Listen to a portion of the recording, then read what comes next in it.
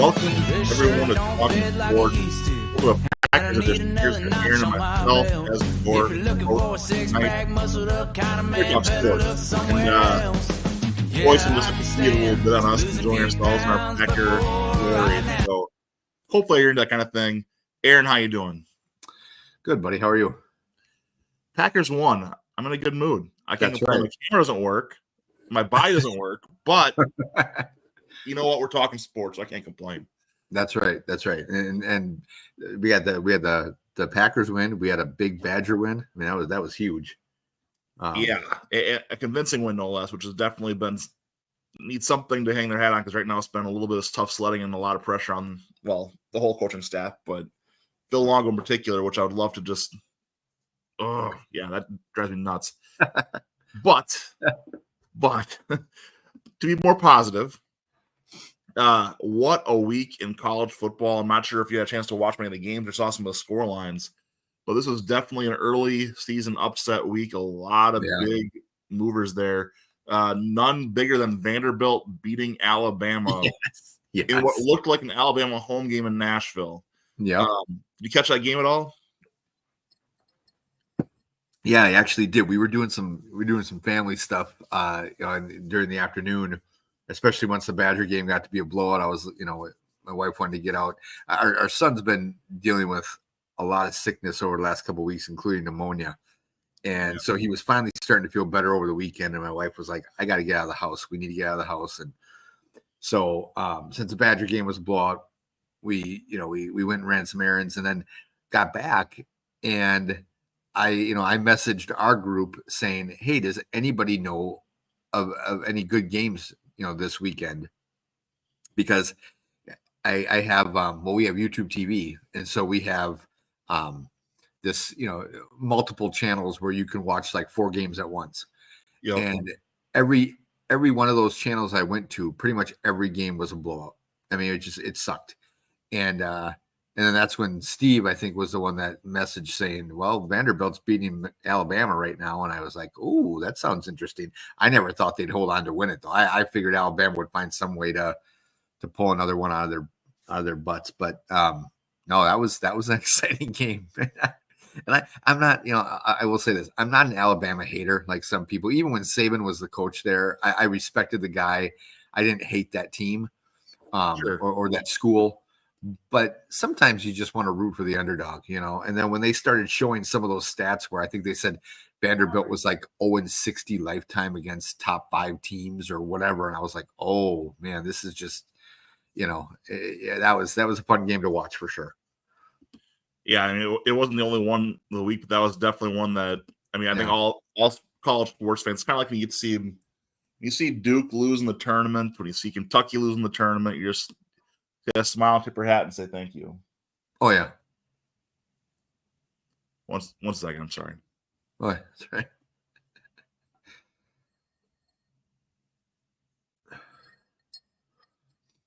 Live podcast, everybody. Live podcast. This is awesome. Yeah, sorry about that. So no, it's okay.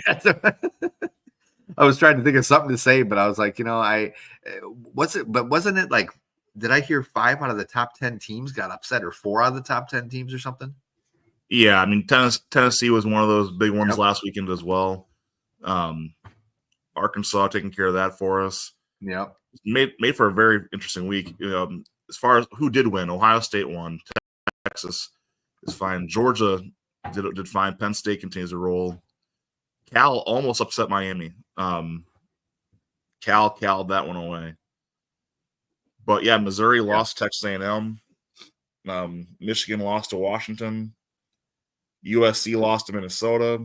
So just upsets were all over the place. Yeah, and I know Chris here. I had to share this because he and I have had. He's a friend of mine on Facebook here, and I don't even think he's necessarily a Badger fan, but he has said in the past he thinks Paul Chryst should have stayed, and I Chris knows his football. I tend to disagree with him on that one though. I was in favor of a change. I mean, I didn't see Fickle coming in at the time, but I was in favor of a change.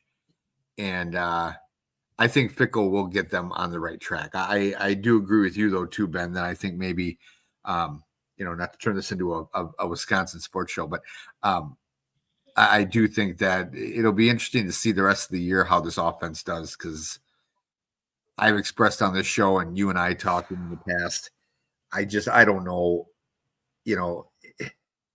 how that kind of offense that Longo wants to run is really going to fly in Wisconsin, but we'll see. I think I heard this is actually going to be, will this recruiting class be their actual kind of first, like these first couple seasons basically been them playing with the players that Paul Christ recruited, if I'm not mistaken. So this will, you're kind of weeding that group out and I mean, it is different though. I will say with NIL and the transfer portal, I don't think this is necessarily as true as it used to be. But, I think it'll be interesting to see once Fickle really starts getting all of his guys in here, how this team does. So, I think the thing I'm afraid of is that we're going to see too much of the identity change, where we're not going to be the Badgers anymore. It's just going to be.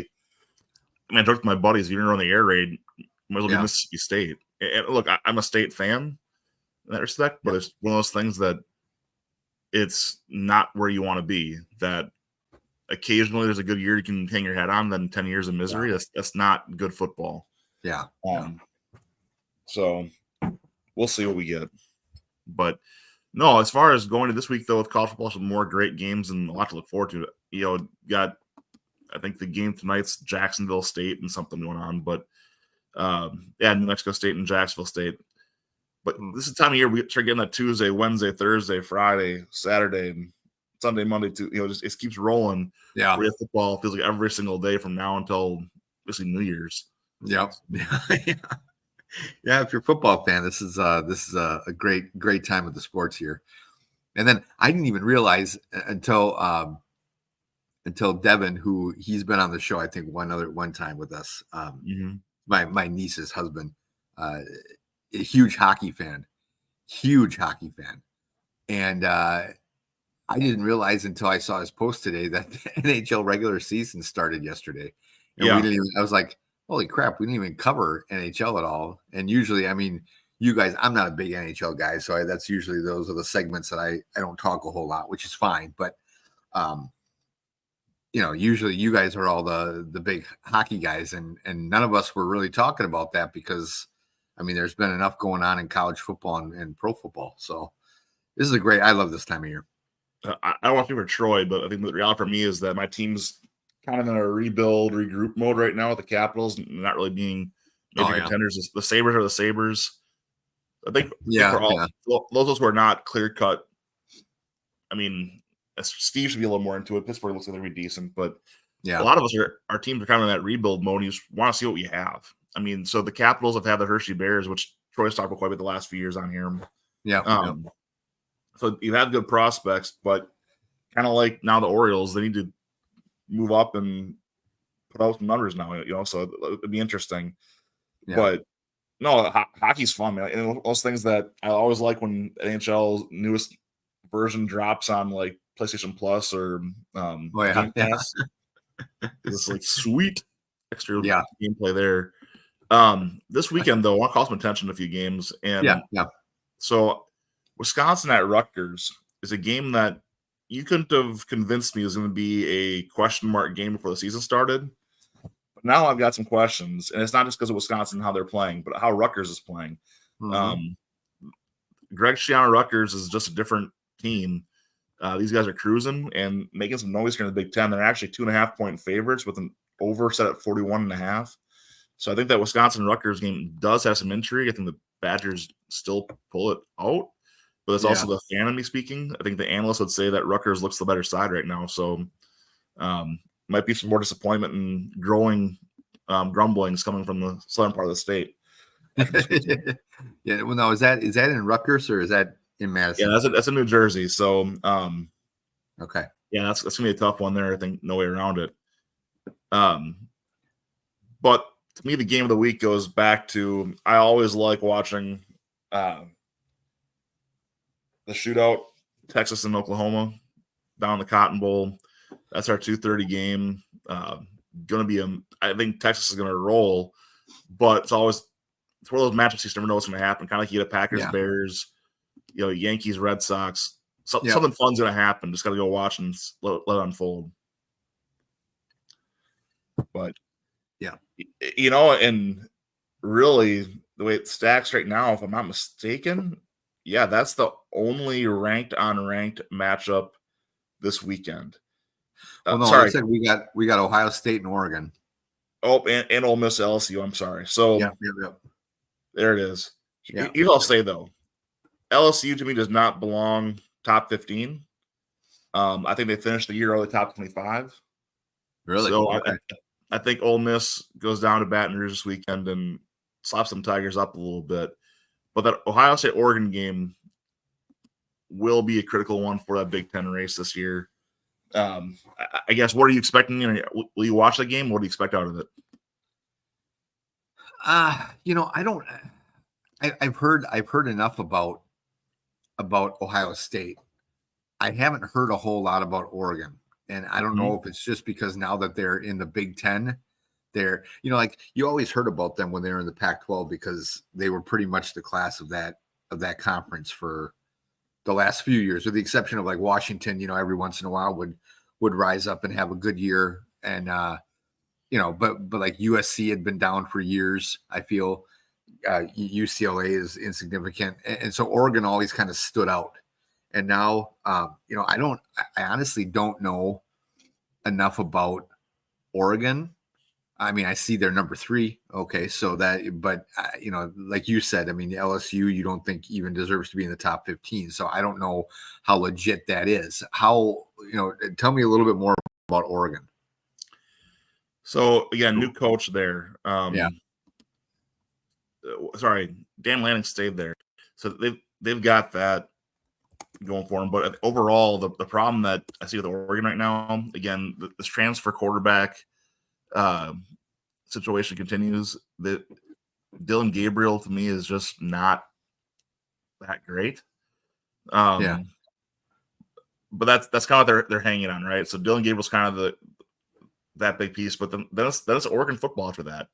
You've got some fast, talented running backs. You some wide receivers who can get open and force the tempo on the field, and then just really cool uniforms. I mean, if I'm being really honest. But no, Dan Lanning. It's true. I always love their uniforms. Yeah. And Oregon, they'll finish in the top 10 this year. They'll be a playoff team. They're going to be a problem for people like Wisconsin. Those of us who are kind of in that second tier in the Big Ten, we're going to find ourselves possibly bumped down a peg with people like Oregon because Oregon's going to be around. Yeah, they got the money. They got was it Nike right there? So yeah, they're going to be just fine. But no, I'll say this: if I watch this game, and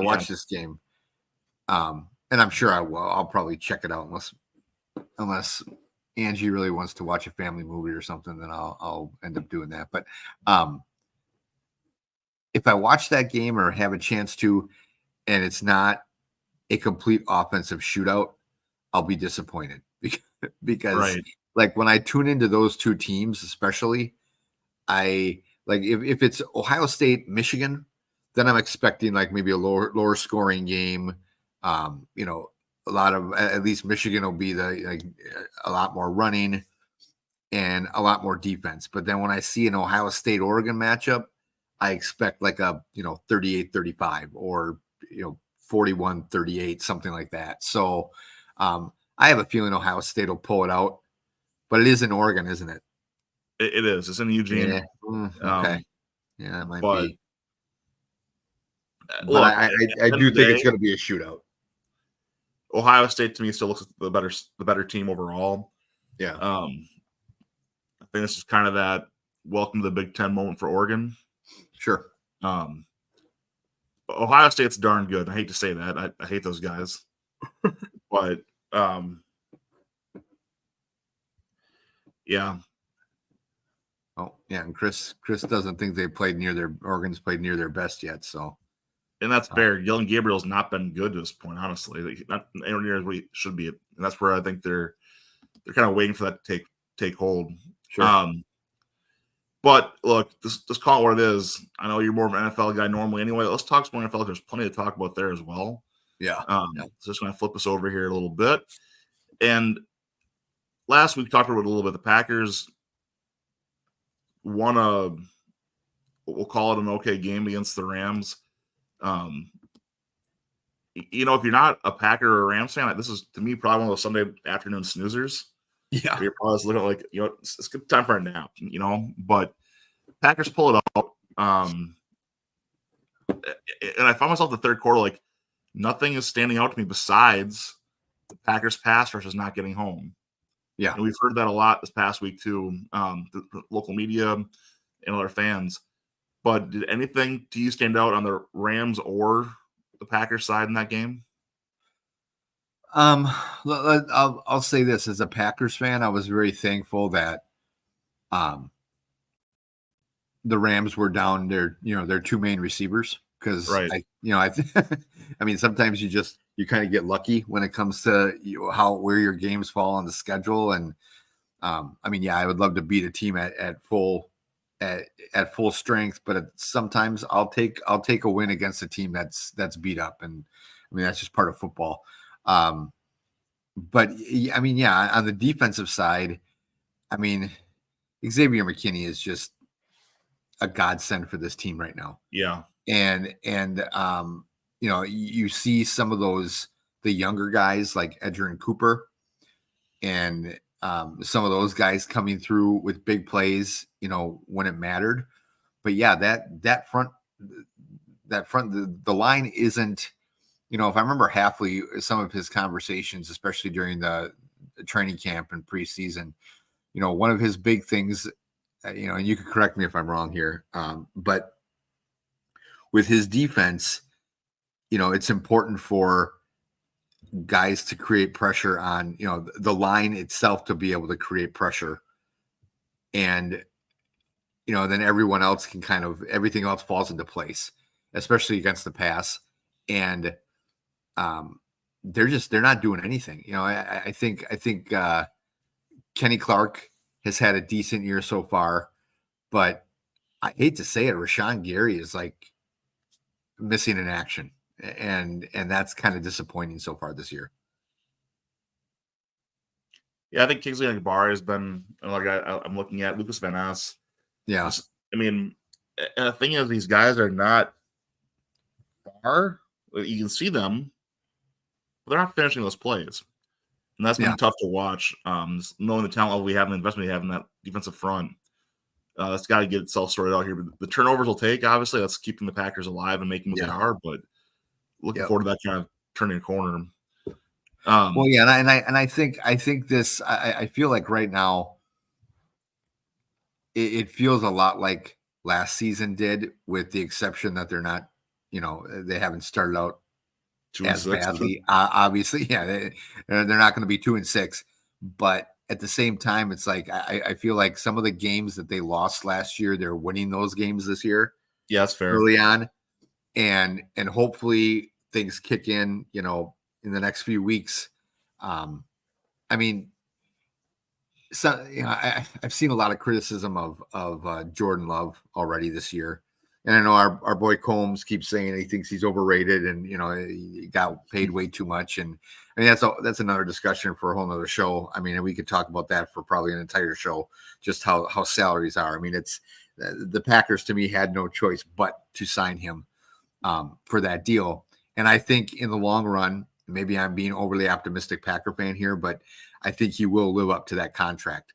But let's not forget that this guy hasn't been completely healthy for the last 2 weeks. I mean, you could see it in the first half for sure against Minnesota.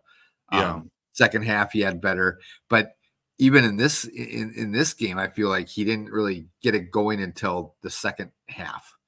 You know, and he, the more I watch Jordan play, and I said this to my wife while we were watching the game. I said, you know, not to compare.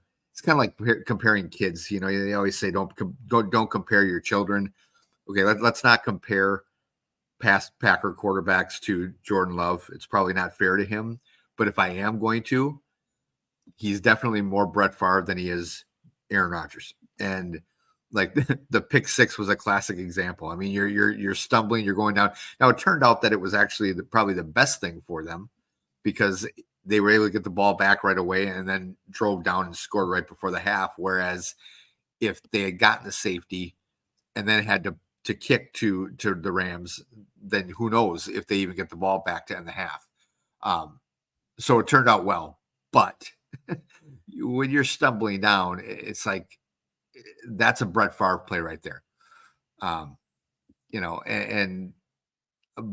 now I will say if he could bring us a Super Bowl, I'll take the Brett Favre. I mean, I'm not complaining at all, but it's just funny to see Brett Favre and Will Levis. Unfortunately, I just don't want to. What was that? So there's a fine line between Brett Favre and Will Levis, and that throw is. I mean, it's Brett Favre again is a great. Don't get me wrong, great player. Love the history we have with him, but I'd be remiss to just ignore the reality of the torture we face sometimes. Oh yeah, so for sure.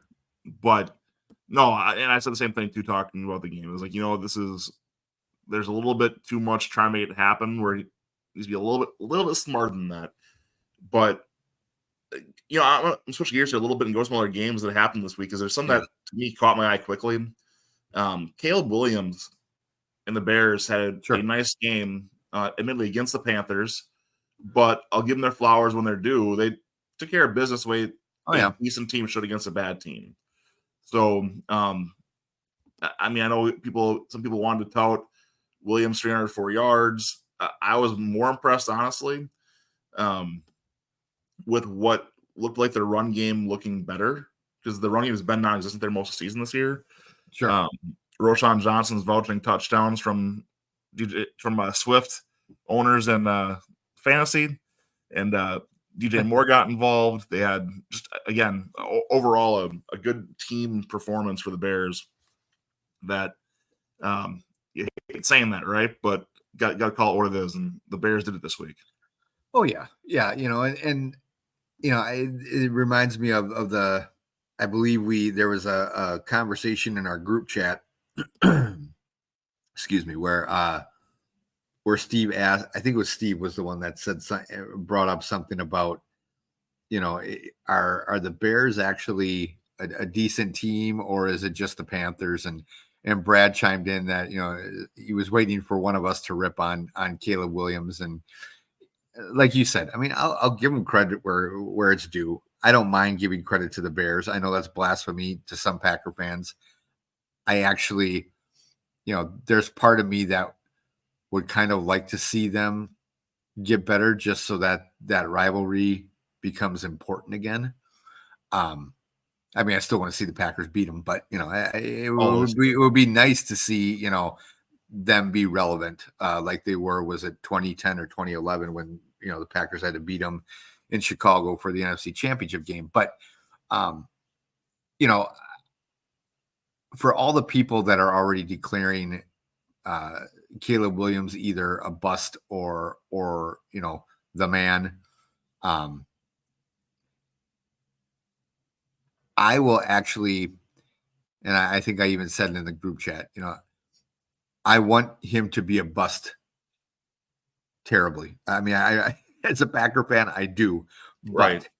But, he does have moments where he looks pretty damn good. And then moments where you're like, okay, well, the guy's definitely a rookie. I think everyone needs to just pump the brakes. And I know that's not what we like to do in the NFL, especially if you listen to podcasts or sports talk radio or whatever. I mean, these guys, sports talk guys are they get paid to make these grand proclamations right away. And, and if they're right, they look like geniuses. If they're not, they look like morons. And that's just the nature of that business. But to me, I think you need to give them at least a year, one full season before you start going, okay, this guy's a buster.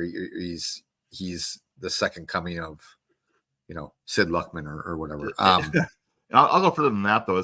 I don't think even a year. I mean, I'm more on the side of the hard part with the way the NFL is structured now is that you need to sign them to that second contract if you think there's any chance they're an NFL quarterback. Yeah. But you don't really know. That's 4 or 5 years in. So you got True. guys who are more often than not going to have 48 to 60 games under their belt, and you're still kind of trying to figure out, is he the man? And that's how the Bears found themselves here, right? You have Justin Fields look really good sometimes. Yeah. But the Bears also couldn't resist using one of the number 1 overall picks when they had a chance. I still think it's a mistake. Also, maintains a mistake. They should have traded back and got even more. But again, if Caleb Williams gets them, I'll call it a division crown in his rookie contract, I think every Bears fan will take that. Oh yeah. Oh, for sure. Again, you would think you'd want more from that quote unquote generational prospect, but the reality here is they still have to get their head coach figured out because Eberflus is clearly not it. Yeah. But kind of joked around our chat as well. Robert Saleh as DC and Mike LaFleur would not shock me at all next year just to make us a little more uncomfortable. Yeah. But again, switching games up here a little bit, in the game that no one wanted to win, apparently, Baltimore and Cincinnati had one of the weirdest football games overall the entire weekend. And again, the overarching theme here of the season for the Ravens has been what's going on with Justin Tucker. I mean, he's been the best kicker in NFL history, and then this year he's looking like a Packers kicker. So it's kind of a confusing spot. But then you look at Evan McPherson had a chance to kick a field goal well within his range, and he pushes that thing wide, and then the Ravens come back down. It seemed after they had just given the game away, they're driving off that opening possession in overtime, give the ball back.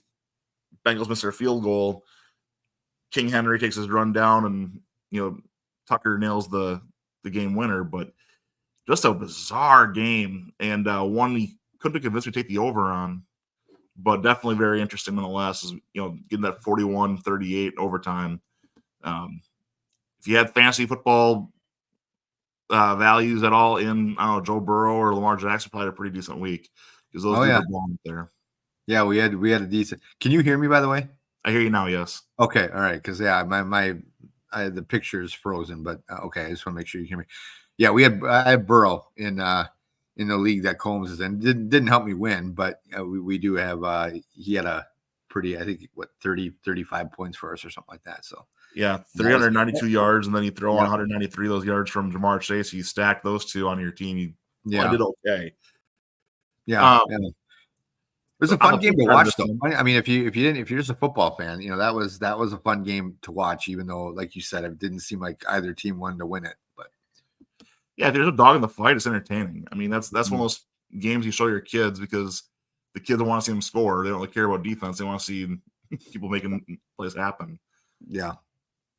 But again, other side of this one, in an ugly, gross game that was a abomination to the sport, the Dolphins slipped past the Patriots, and good gracious alive, that was a terrible, terrible football game. I mean, good for the Dolphins. They had to win and survive, but man, both these teams look bad, which this actually leads me to a question I want to ask you tonight. Is Tua that good? Because that's all that's really changed in this Dolphins offense. Yeah. When Tua's not in, this team's terrible. When he's playing, they look like contenders. Yeah. So is Tua that good?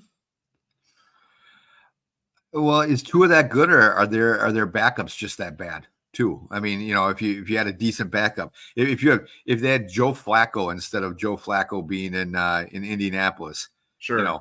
I mean, I'm not sure if. I mean, I will say I do think Tua is good. If he wasn't just so prone to these damn concussions, I do think he's good. I know there's a lot of Dolphins fans who just think the guy's a total bust, and I think that's ridiculous. But I think maybe it's a situation where their backups are just that bad. get a competent backup in there, and I think you can get a Malik Willis in there, or maybe it's the coaching staff. Maybe it's you know, I think we're realizing with what that team is going through right now, how important a really good coach and again, I don't mean to just make this into a whole pro Packer show or whatever, but I mean what LaFleur did with Malik Willis in those 2 weeks to kind of keep the ship afloat and make sure we didn't start out 0-3.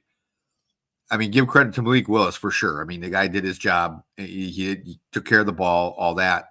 But that was a pretty damn good game plan that LaFleur, drew up. And maybe part of it's McDaniel and the fact that I've never been impressed with him as a coach.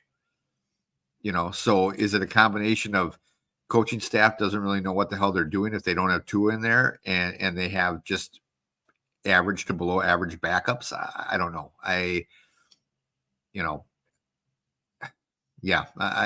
I'm not feeling bad for him, but I mean, I was the one that I believe said that I hope they go 0-16, after that week one win. But let me just say this: how in the hell did New England beat Cincinnati in week 1? I mean, if you're Cincinnati, if you're Bengals fans, you got to be thinking like, how the hell do we lose to this team? Yeah, and even beyond that, though, they played the Seahawks tight. I mean, it's not like it was completely out of left field, but really since then they've been just a disaster. The Jets game, the Niners game, now this Dolphins game. I mean, the Patriots are in disarray. They look like trash. I think I saw the headline: Drake May will start this week. So yeah, I think I heard I heard something about that too. Yeah. So I don't know if that's a good choice. So too bad Adam couldn't have come on the show, and because I know he's a huge Drake May fan, but it can't get much worse though, for being honest. No, I mean, no. And I think that right now you're a spot where if I'm a first-time head coach, I want anything for my team to hang their hat on. And I think that's what May was doing right now, is just trying to say, hey, we need some sort of energy insertion. So, look, our rival just fired their head coach. We're going to make a quarterback change, or we're going to do what we can do to try and salvage something out of this. But, man, they look bad. The flip side of that one, team that surprised me this year, Commanders. The Washington Commanders, don't look now, guys. They're leading the NFC East, and they look good doing it. They do. It's and sometimes you see the teams like the Commanders leading, and you go, man, that must be just maybe the division's crap or whatever. And granted, the division isn't having the best year, but they're just looking really good. I mean, they're a fun team to watch, and I wasn't sure if I'd ever say that for the rest of my life. They remind me a lot of the Texans last year. Yeah. Daniels is more mobile and Stroud, but you're still looking at overall a team that has a good running game without, anything that's really setting the world on fire. Terry McLaurin's only come around the last 2 weeks for them. They were doing it without him the first few weeks there. But the defense kind of found their way after a really bad start.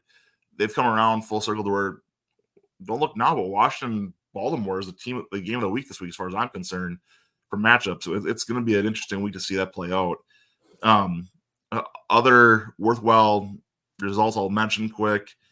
In the Who Sucks Worse Bowl, Jacksonville beats the Colts. In the Stephon Diggs Bowl, Houston wins by 3. And then Denver looks like they might be another surprise team that might be legit here as they crush the Raiders. Yeah. Bo Nix just looks better week after week, and I got to eat some crow there because Bo Nix looks better than the NFL than I thought he would by a significant margin. I'm happy for the kid. I mean, he looks good enough, and that team's doing enough around him to make him look good. So props to the Broncos. Yeah, for sure. And I hate that because I'm not a fan of Sean Payton, but I'm happy for Bo Nix, like you said, but I'm not a fan of Sean Payton, so I wasn't real thrilled to see their turnaround. But I think he's 3-0 as a starter, correct? I think he's the first. I think they said he's the first Denver quarterback in team history to start his career 3-0 or something like that. So that sounds right. He's getting it done. I'm surprised I with Elway being there that he didn't do that, but I don't remember how good that team was when he was a rookie either. So yeah, I can tell you, but and then other ones I want to highlight here quick are looking at the 3 weird road upsets. Arizona beats San Fran. The Giants beat the Seahawks, and the Cowboys beat the Steelers.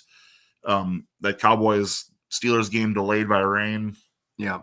But tell you what, that Giants winning at Seattle, that felt like one of those like Mike McCarthy losses we used to have.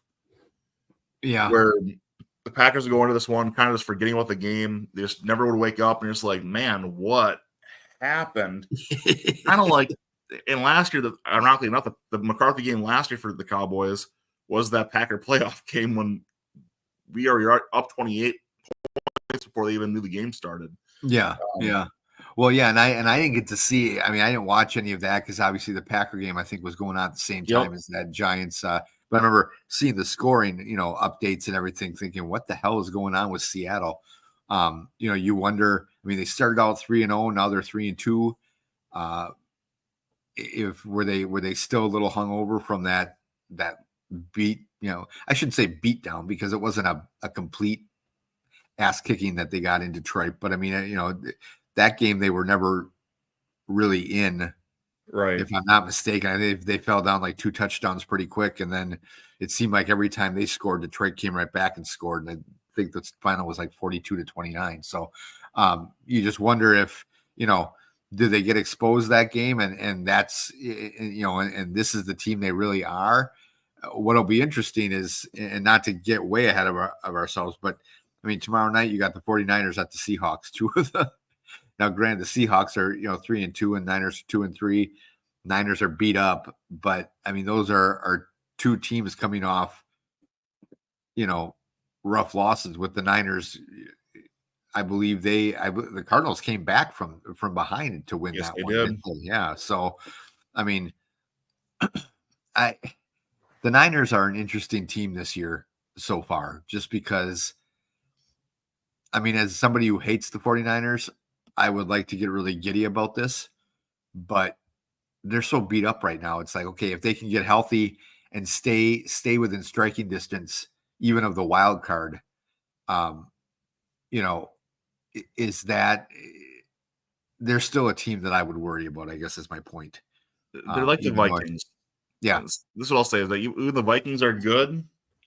You don't buy in too much. When the Vikings are bad, you don't buy in too much because they're just so bipolar that way. You never know what you're really going to get. Yep. And they're one of those teams that can turn it around. There's more there, but you also know there's enough suck there that can create these losses too. Yeah. Just kind of, it's a weird situation, but I'll tell you what, I'm really on board with let them keep losing now, please. Oh yeah. So when McCaffrey gets back, we're not just, because they're going to start steamrolling teams. It's a matter of when, not if. Yeah. Hoping we can be kept far enough back. They're not cruising right to that top of the playoff boards and taking home field again, because I don't like playing in Santa Clara. Yeah. Well, and the other thing too about the Niners right now is that their division isn't very good. So, I mean, as much as they're struggling right now, they're 2-3 after that loss. But the Seahawks are in first place, I believe, and they're 3-2. So it's not like you said. I mean, they're always kind of within striking distance. And as long as the Seahawks struggle, like I could see that division ending up being a division where you have a 9-8 division winner or whatever. The way these teams are playing, at least right now, if it keeps up that way. And I don't know what are the Cardinals 2-3. Or I'm pulling it up now for us just to confirm, okay. But the Cardinals have been feisty, man. That's actually a game I'm a little bit worried about for the Packers this weekend. Yeah, they've been that weird team there too. All right, so Seahawks 3-2, Arizona, San Fran 2-3, Rams 1-4. Yeah, and just because I can, I'm gonna be that jerk who points out that I said the Rams are gonna suck this year. So now, granted, I didn't know that Cup and Puka were going to get hurt, but I'll take all the help I can get with that one. There you go. Yeah, So, yeah. The Rams, you still suck. Do not let McVay go to Chicago, but the Rams still suck. All right. This week, got back-to-back weeks with some NFC North teams in London this week. The Bears playing Jacksonville in Tottenham Hotspur Stadium. This one to me is interesting, man. I'm not gonna lie. This is a very weird game to me for a number of reasons. And with the Bears being what they are right now, a young quarterback, kind of that team trying to figure stuff out. How do they handle this travel that the Jaguars are kind of used to? Yeah. The Jags just got that win they were looking for in a division matchup. They're more familiar with playing in London. Does that catch up to the Bears? I don't know. I'm gonna look at this and say it's a weird game for the Bears that they should win, but they might not. You know what I mean? Yeah, I would agree with you on that, and that's kind of been to me the Bears MO so far this year is that you never know. And it started in the very first week when they looked like a hot mess to begin the game, Right. and Will Levis was, driving Tennessee back and forth, and then all of a sudden the second half came around, and I mean, obviously, the offense never really did anything that game, but the defense kicked it in, and the special teams, had a big play, and and it's kind of been that whole way for the Bears all season, in my opinion. I mean, the games that you think they should probably get blown out. I thought the Rams would actually go in there and beat them 2 weeks ago in Chicago. And Right. I think that was right after the Rams had their big comeback against the Niners.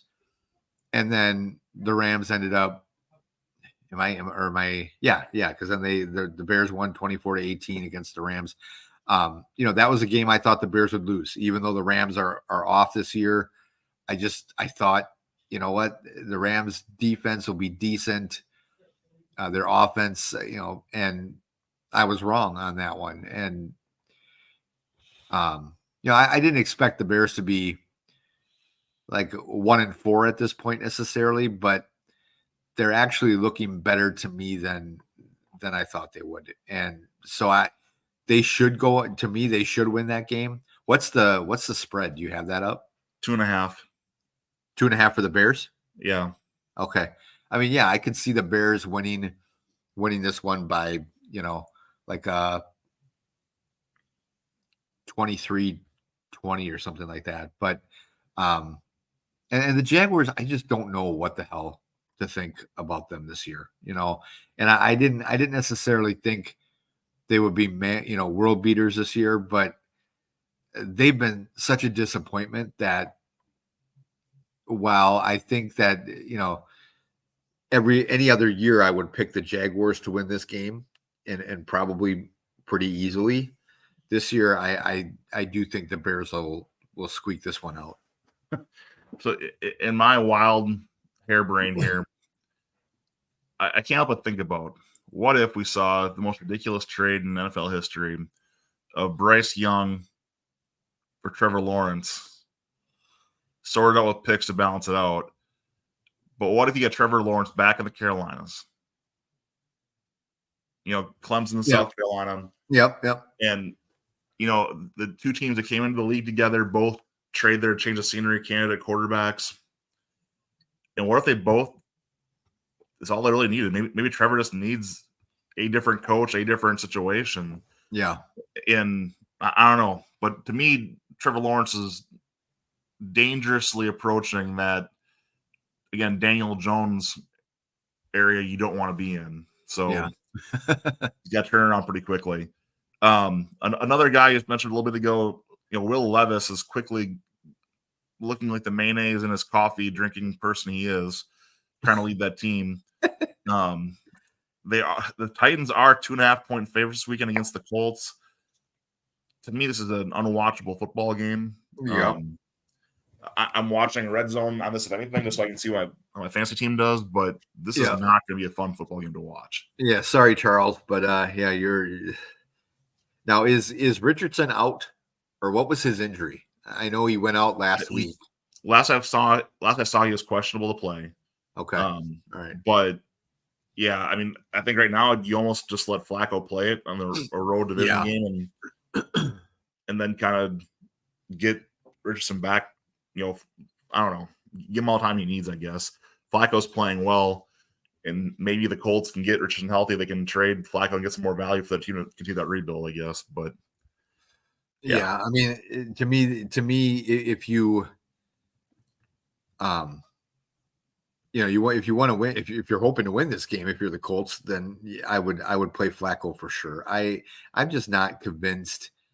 And I know there hasn't been a big sample size here for games for Richardson because of injuries. But even back in week 2 when they were in Green Bay, guy just didn't impress me. And I know Charles has been on the show before hyping up Richardson and talking about how great he thinks he's going to be, and maybe he will be eventually. But I don't know. I think there's a lot of hype for Anthony Richardson, and I mean the guy can't stay healthy to begin with. So to me, if Flacco starts, they win that game. There's no reason why they shouldn't. Right.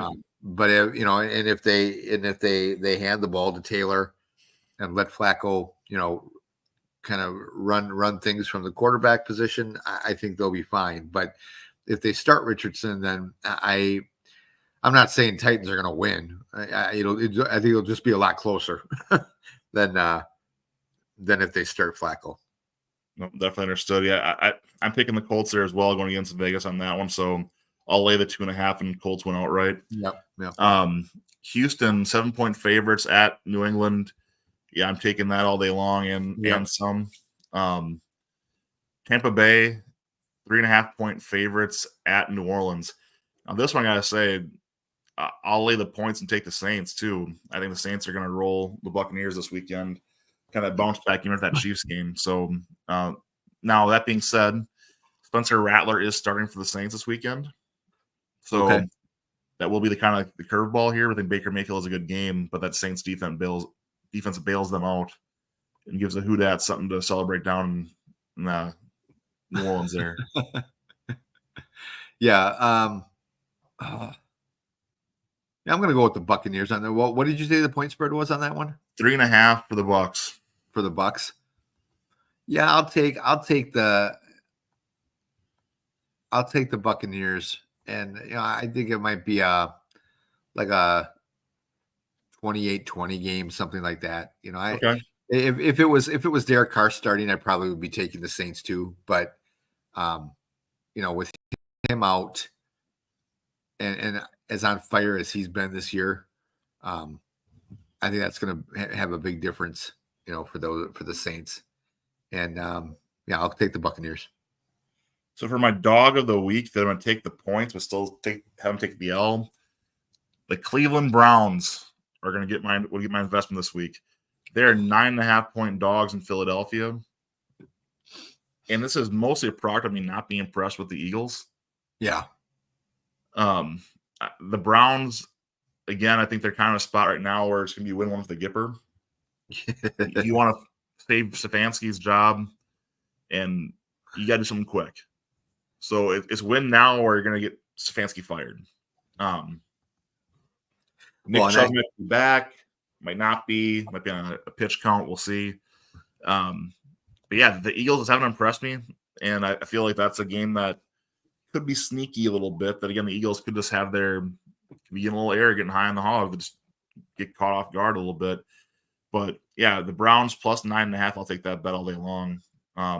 This is it's called a 17-24 win for the Eagles, something like that. Okay. But I think that the Browns keep it tight. And you have more faith in the Browns than I do, because not that I like the Eagles, or think that I agree with you on the Eagles, that I have not been impressed with them. Even watching them in the first game of the season against the Pack in Brazil, I was not I felt the Packers lost that game more so than the Eagles won it. Right. But I think the Browns are just a big steaming pile of crap. And I think Deshaun Watson is, for the longest time, I always thought that one of the worst trades, or maybe the worst trade in NFL history, was when the Vikings traded, that boatload of draft picks to get Herschel Walker. Yep. Which basically set up the Dallas dynasty of the 90s. But I don't know how you can't say that this Deshaun Watson trade hasn't eclipsed that. And not necessarily because of what the Browns had to give up to get him, but because of that massive guaranteed contract that they gave this guy. Right. And I defended him against all the legal issues, because I did feel, well, and I won't get into that. I felt like a lot of that may have been piling on. And I thought, you know what? I want to see this guy play. I want to see what he can do. And the way he behaved, wasn't it this past week against the Commanders? Did I hear he stormed off the field? Yeah. Or, something. Yeah. I mean, grow the hell up, dude. Like, you're getting paid $250 million, almost entirely guaranteed, if I'm not mistaken. Like, be a man. Take your ass kicking like a man. And, like, I don't know how the rest of the team feels about Stefanski. Right. But I don't think Deshaun Watson cares about playing for, to save the guy's job. And I feel bad for Stefanski, not because I'm like a huge fan of his, but I think he was dealt a raw deal by having to play that guy. Because, not that they have this, 2 or 3 other backups that would do better necessarily, but he has no choice. With what you're paying him, you have to play him. And I think that team is such a mess, which I think is sad, because I like Browns fans. I've talked to a lot of them. When the Browns came to and played at Lambeau for Christmas, I remember talking to a few of them after the game who were just completely heartbroken, because they had a chance to win the game, blah, blah, blah. And they remind me a lot of Packer fans, and they love their team, and they don't deserve the crap that they have to watch with Deshaun Watson at quarterback. So not that I like the Eagles, but I'm taking the Eagles, and I'll take the points just because I think the Browns are that big of a mess. I think it'll be, I'll say 27-10. You're bad when Jameis Winston sounds better than your starting quarterback. Yeah, no shit. That pretty much is it. I'd take Jameis Winston. Nothing against him. I have no problem with Jameis Winston, or whatever. But I would take him right now over Deshaun Watson. QB crab legs. Let's go. But going to the last games of this early slate, I'm gonna kind of skip through a few other games, kind of wrap her up tonight. But the Packers Cardinals, 5-point Packer line, 47.5 point over on this. This is gonna be I think the over is appropriate. Call us 34-20, 34-17 kind of game. Okay. I think the Packers are going to score some points, but we're going to get a few up here in the process as well. Yeah. I think that you have, if Love can control the turnovers, at 34-17 sounds good. If he doesn't, maybe it's 27-20. We're talking about instead, but I think we're going to see a better outing from Love. I think a more complete game from our run game, but we got to contain what they're doing with Kyler Murray running the ball, as well as James Conner and Trey Benson. So I think this is going to be a fun one to watch regardless. Looking forward to being at Lambeau Sunday to watch and cheer our boys on. So go Pack, go. Yeah. Are you going to the game? I am, yeah. Oh, nice.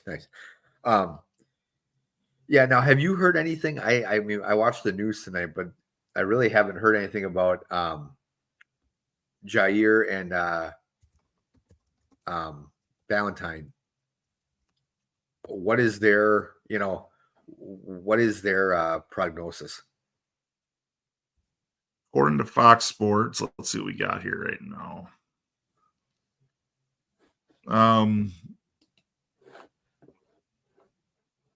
Watson, Valentine. So Valentine's a limited participant. So was Watson, believe it or not. Okay. Wyatt did not participate. Zach Tom was a full participant. Musgrave limited. Jordan Morgan limited. Elton Jenkins limited. Adrian Cooper limited participation. Kenny Clark limited participation. And Jair Alexander limited participation. Okay, because that's one of them that I think everyone has been focused on Jordan Love's health, but I think Jair, not having both of those guys in there. I mean, thankfully you had guys like Williams against the Rams who stepped up and had some big plays, especially down the stretch. But I think, if Jair can come back and be healthy for this game, or at least somewhat healthy, I think he could do wonders, limiting their amount of passes. I feel like the Packers have done a decent job this year. Like one of their biggest problems I feel in the past, defensively speaking, is getting killed by running quarterbacks. I mean, we saw it. Was it last year or 2 years ago that Jalen Hurts himself ran for over 100 yards, and Philly ran for 300 yards against them. And I mean, we saw it going way back to Kaepernick's days. I mean, even when teams started to figure out how to stop Kaepernick, the Packers never could. And so I guess I'm not necessarily as worried as you are about them containing Kyler Murray. Though maybe I should be. I don't know. I mean, we'll have to see. I think a little more worried about this game than you are. I still think the Packers win, and I would still probably take the points. I think it's maybe a touchdown game, but I think it could be one of those where it's a little bit closer than we like it to be, and then the Packers end up, making it, a one touchdown win, later on in the game. Because I still feel like Jordan Love is a couple games away from being, I mean, he's never going to be fully healthy, obviously, the rest of this year. I don't think. No, none of these guys ever are. But I do feel like he needs another game or two before we finally start seeing him feeling completely comfortable in, behind center. So I'll say 30-23 Packers. Yeah, I think the piece to your point is if Jair's in there, Marvin Harrison Jr. is shut down. Yeah. And then it comes down to, can you stop Trey McBride in the running game? Because there's nothing. Wilson and Dortch are not beating us. So to me, for the Cardinals to score and move the sticks, it's going to come down to that running game, which, I mean, I think Adrian Cooper's got to be playing some more snaps and helping us out in that part of the game. Yeah, for sure. The other game that got my attention, I've covered a little bit before, the Ravens and Commanders, kind of in your shocking game of the week situation. I thought that this game should have been flexed a few weeks ago and they had the option. They didn't do it. This is a noon game, but tell you what, that's going to be one heck of a bruiser. So right now, Baltimore are 6.5-point favorites with a 51.5 point over, which is a college level over to be setting on a game. Yeah. Holy crap. Yeah. So I think Baltimore's defense needs to kind of wake up a little bit, obviously. Again, the run game for the Ravens is the key here. Between Jaden Daniels, Brian Robinson, and Austin Eckler, you need to be able to shut that down. But Baltimore has to keep Derrick Henry, keep feeding him. They need to get their passing game going. And I think this is the right matchup to see it happen with. There's enough holes in the Washington secondary that I think that Lamar can take advantage of that. And but I don't like 6.5 points for that line. I think the Commanders cover, but the Ravens win.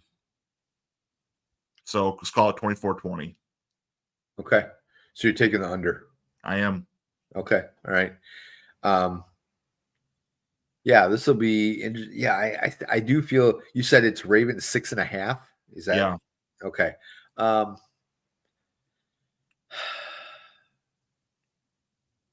yeah, this is an interesting game. And I do agree. I wish they would have flexed this to a later game because that's one of them I would have liked to have watched, but being at the game now, it's my thing here with the Commanders is I'm looking at their obviously we know how good they are, Mm-hmm. but this I feel is kind of their first real test. As I'm looking, they beat the Giants. Um, the only team they've lost to so far, I believe, is the Buccaneers, and that was in week 1. Um, they got beat pretty handily by them. But so I mean, like, I agree with you that they're a fun team to watch. They're looking really good, winning their games. But I also am looking at their schedule, going, I'm not really sure if they've beaten anybody that has impressed me so far. If they beat the Ravens, okay, then I'll start to take notice. I do think the Ravens win this one, but I think it's closer.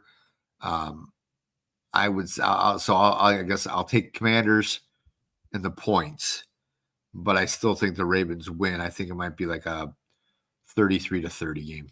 Okay. Yeah, I think that the interesting part of this one is if the Commanders win, don't be surprised to hear some questions about Harbaugh's job security going on the line here this year, because Ravens fans are not going to handle being buried in this division this year with the team they have right now. It's just not going to be acceptable. Not when you'll get Derrick Henry, especially. Yeah. Well, yeah, because wasn't that when they signed him, that was kind of everyone was like, you know what, that's the missing piece that they've needed Yep. is that durable running back who doesn't get injured during training camp. And That's not missing J.K. a career. Dobbins. Yeah. Yeah. So that's where I think we're looking at now is they need to be able to show they can do it. And the defense has regressed this year a little bit watching the Ravens play. Yeah. But kind of like with the Vikings. So the Ravens have Kyle Hamilton, and then Harrison Smith for the Vikings are kind of as two safeties. To me, those guys, when they're on the field, the defense is going to be okay. But I want to see some more from the cornerbacks for Baltimore. I want to see a lot more from the pass rush there. So we'll see what comes of it in this Sunday's matchup. Yeah. Honestly, the rest of the games this week, beyond that, the only one that I really have any interest in is the Lions at Cowboys. Yeah. I was just thinking that too. I was looking at the rest of the week and go ahead. By the way, tickets as low as $33 right now. So if you're in the Arlington area, grab your cheap tickets. This should be a decent game. Really? $33. Wow. But no, only $1 more than the Carolina tickets this weekend. So congratulations, Cowboys, you stuck. Jeez. No, look, I think the Detroit's got this game well in hand. They're only 3-point favorites, but I think this is where we see the real fire get underneath Mark McCarthy's seat. When they fall to 3-3, and they've got to look down the scope right now of the Niners, Falcons, Eagles, Texans, Commanders, I think that McCarthy could be fired by that Thanksgiving game. And it wouldn't shock. I mentioned before the season started, and I feel more and more that's what we're heading towards. Yeah. And look, to the Cowboys' credit, their schedule loosens up a little bit depending on how these teams finish their season. But you go Giants, Bengals, Panthers, Buccaneers, Eagles, Commanders to finish the season. Yeah. It's not impossible, but they got to play better than they've been playing because they're not them boys right now. That's for sure. And I think that the Lions are clearly the better team this weekend. Oh, yeah. You said the Lions were favored by what? 3 points. Yeah, and honestly, I'll take the Lions. I think you could see maybe I'll take the Lions and the points for sure. I'm going to say like a 30-20 game. And I'm not sure if it'll even be that close. I just the way if they play the way they played against The Saints.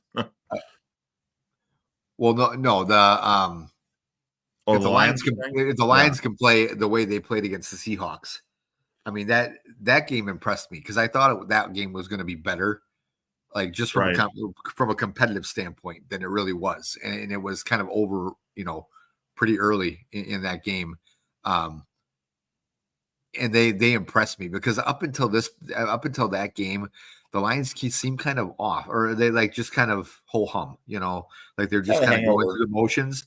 Some games they looked really good. Other games they looked like, I don't know if they weren't interested or whatever. I mean, whatever word you want to use. And I felt like with that 42-29 win, at home against the Seahawks, it was like, okay, this is the Lions team that I was expecting to see, when the season started. And if that team shows up, it's gonna be a long, long night for the Dallas Cowboys. Yeah, I'm feeling. I mean, don't get me wrong. This is probably a game where those rare occasions where I'm not going to cheer for the Cowboys to win. But yeah, I would need the Lions to lose right now. But I don't see it happening. Like I said, the rest of the games to me are kind of generally a wash. I think there's some intrigue, obviously, with the Chargers and Broncos or the Bills and the Jets, but yeah, I don't have to really get too far into that one right now. So with that being said, it's kind of capping us off here to 4 minutes on high. I want to talk about baseball and how much more this just looks to me like the system is broken. We talked about it in our chat. I talked about it a little there before too. I feel like with what we're going towards between the death of the regional sports network, the playoffs being diluted with the teams that are more wild cards, a restructure of the league and the playoffs needs to happen for me. I said it before, I'll say it again. You need at least 5 games for me to feel like I've got a feeling for which team is really better. So a 7-game series should give us that regardless. You should get at least 4 games that way, if not more. So I would love to see us go to, let's take the 32 teams, make 4 large divisions, and we can make this thing work to a balanced schedule for everybody in a true playoff of truly top teams. But with that said, I won't hold my breath, but gonna cheer for a Padres Royals World Series. Screw the Mets, screw Grimace, and screw Jesse Winker. What do you got, Bacon? Yeah, by the way, I like was that you that, or who was it that shared in our group chat about Winker saying he'll forever hate Milwaukee? Like, yeah, you douchebag. Milwaukee feels the same way about you, jackass. So just go suck at Jesse Winker. Anyway, well, and I going into this, and in fact, when we started the show, I started thinking like, oh crap, like what am I going to talk about for 4 minutes on high? Because I'm nothing this week really fired me up necessarily, or either getting pissed or getting excited, one way or the other. But I guess one thing I wanted to talk about, and it kind of came up in our when you mentioned that there is a little intrigue with the Bills and the Jets, is the firing of Robert Saleh. And I'm not a Jets fan by any means, but let me just say this: Robert Saleh deserved better than what he got. And I know in the last couple of days, with him being fired, I believe, wasn't it just yesterday that he got fired? Correct. Yeah. Okay. So in the last 24 hours, let's say, I've seen a lot of people come out and say, the guy's a great defense coordinator, but he wasn't that great of a head coach to begin with. And that might be true. But if reports are true that the guy actually got like escorted out of the building, and I know I've heard Jets, Jets officials say, well, that's common practice, with the organization. First of all, I don't necessarily buy that that's common practice with the organization. But treat the guy better than that. I'm sorry. I will never know the full story, I'm sure, about what exactly transpired. I know I had heard somebody said, and I don't remember if it was Troy was the one that said it, or if it was some other report that came out that people were sharing. But that supposedly the relationship between Rodgers and Saleh, and make no mistake, I do believe Aaron Rodgers had a lot to do with him getting fired. Whether Saleh wanted to get rid of Nathaniel Hackett and that pissed Rodgers off, or Rodgers was just always pissed off because he believed that Saleh threw him under the bus when he did his whole Egypt trip. And part of me is torn on this because I am an Aaron Rodgers fan. I like the guy. I think he's always interesting. And if I remember, like a professional member of the media, I would like him even more because you never know what the guy's going to say. He's not your cookie cutter, superstar who, like Tom Brady, who would just give you like some really bland, answers to questions, very politically correct. That guy is not, Aaron Rodgers is not that guy. But I do think that the guy needs to grow up. And if you got pissed at Robert Saleh because you didn't feel he had your back when you skipped a mandatory, mini camp or whatever it was to go to Egypt, if that's the reason why you're pissed at the guy and why your relationship soured, get over it. I mean, the guy answered a question. And frankly, I don't, it'll be interesting to see how the Jets play against the Bills, because like Troy had said in our group chat also, that it always seems like after a coaching change happens, there's always maybe like a 1 or 2 game bump where your team just plays out of their mind for the new coach or whatever. But I feel it'll be interesting to see how the defense responds, because Robert Saleh was the defensive guy, even though he wasn't the defensive coordinator, but he was, he was right. The defensive, he was a defensive minded coach. So, Aaron may not have been a big fan of him near the end, but I'm sure most of the defense still was. So how are they, the defense, which has pretty much kept you in games all year, including against Minnesota, because it sure as hell wasn't the offense that was keeping them in that game. So you know what, Aaron, you got what you wanted, apparently.